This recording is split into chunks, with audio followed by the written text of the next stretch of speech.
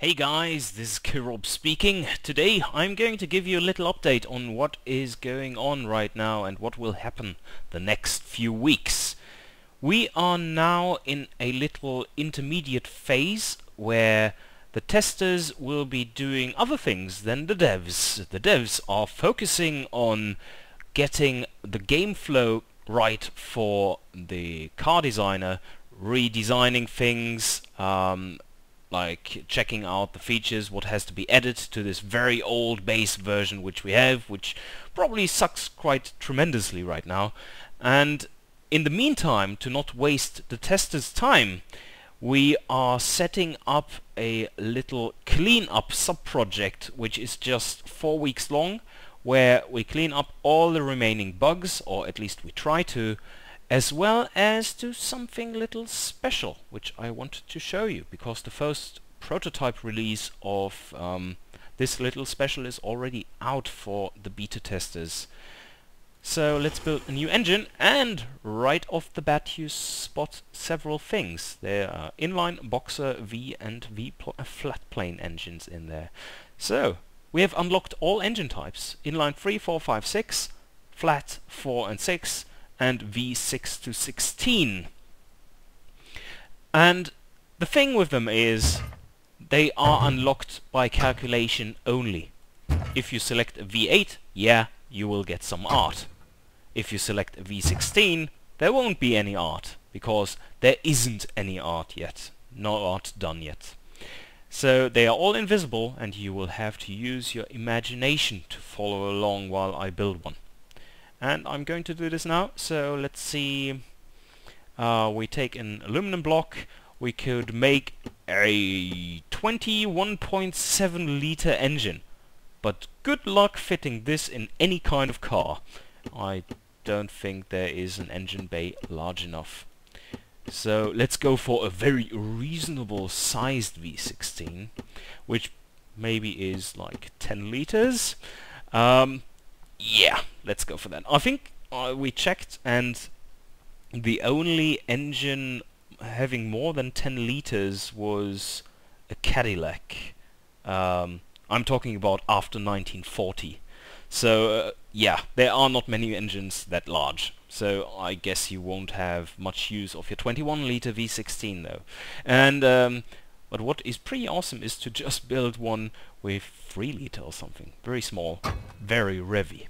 So let's choose forged crank here, and here we come to something interesting and a few changes.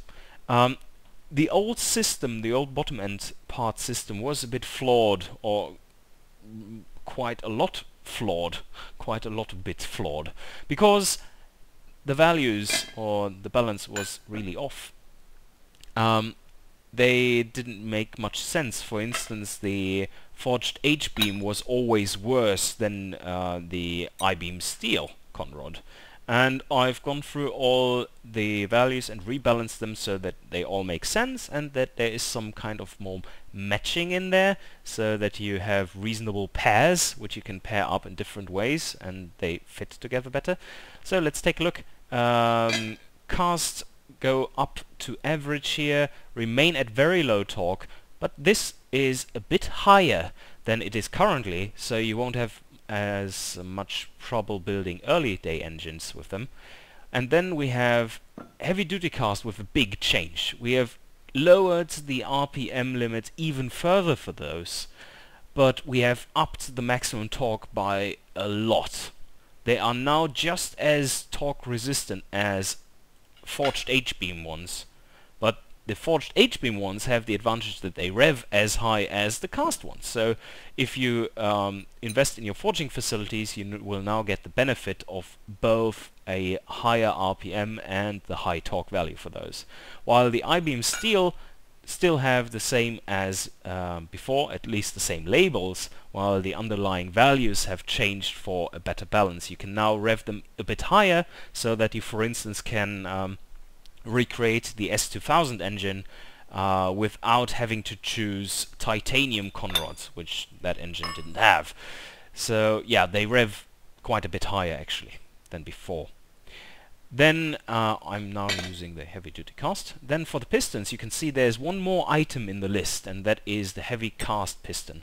This one is matched to the heavy duty cast piston here, so very low RPM but very high high maximum torque, and you don't require any forging facilities for those, which will be important in the finished game.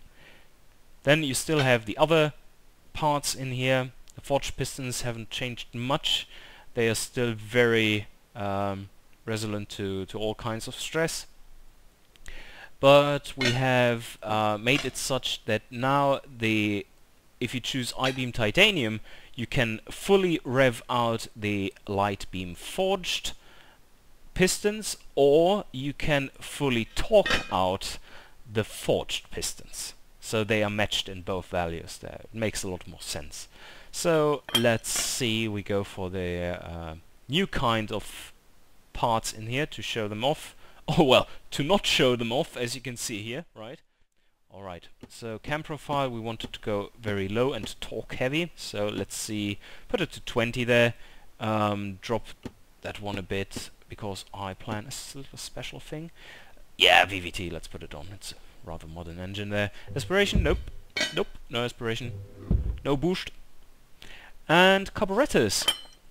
And now look at this list. No, this isn't a joke. You will actually be able to build those. Like 16 single barrel carburetors. Those carburetors alone, with all their piping and shit, weigh 63 kilos on this monster. That's pretty insane. Alright, let's take that, and a performance intake for all of them.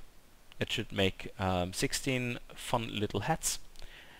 And ultimate unleaded, and give them a bit more fuel, not too much though. Rev limiter, we go down a bit, like 4 or 5 maybe. Exhaust, yeah, a bit larger. Don't know how much power we're going to make. Probably not that much, because we don't rev that high.